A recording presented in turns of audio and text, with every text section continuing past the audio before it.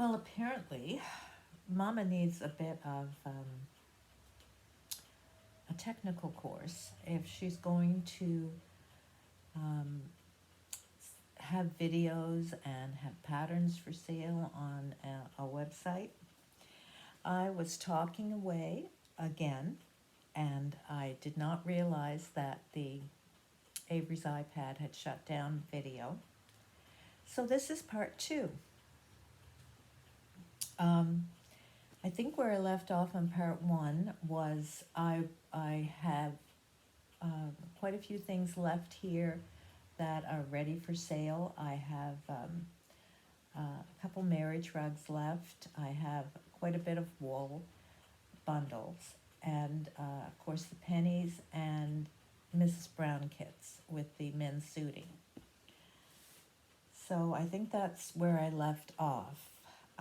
Now this is part two, and this is the brown base rather than the green base. So I will show you some of these. It is from the same blanket, the same Trapper Point Hudson Bay blanket, but I dyed them a bit different. I actually made a mistake when I did the dye pot, and that's what happened.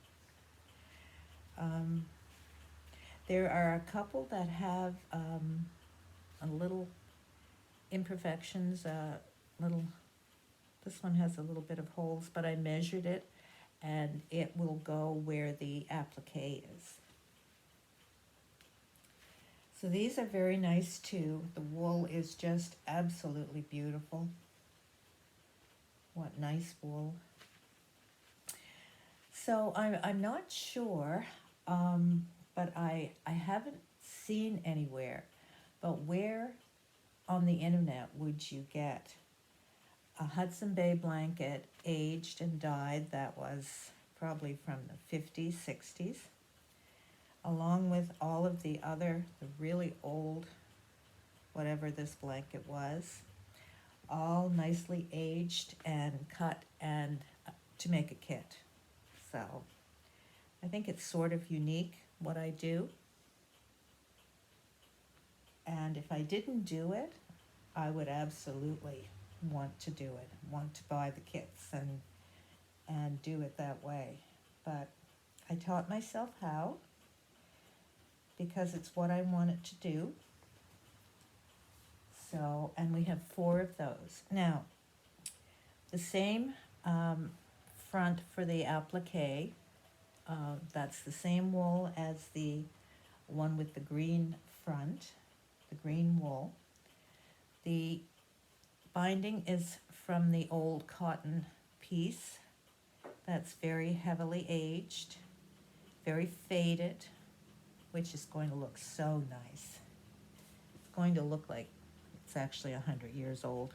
The thing that's different with these 4, other than the 4 that had the greenish khaki base, is the piece for the lining. Now, I had these were left over from the hit and miss rugs, and they're very heavily spotted and aged. It's quite a strong material, and they were this large, so I just kept them this way, and I'm sending them along with your kit. Now, of course, you have a choice to either save it for something else if you'd like to put a different back and lining on your kit.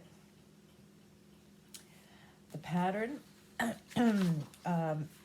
some of you, if you're a moth, you already have this pattern because I sent it out because I had late shipping over the holidays.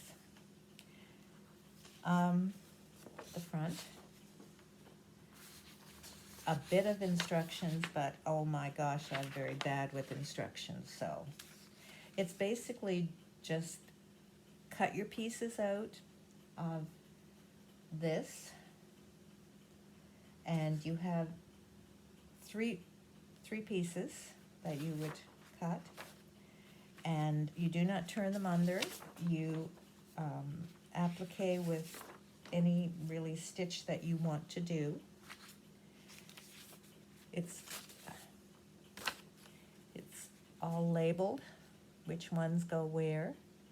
They're all A, B, C, D, E, F, G for that, and the other things are numbered. And I have included the V-stitch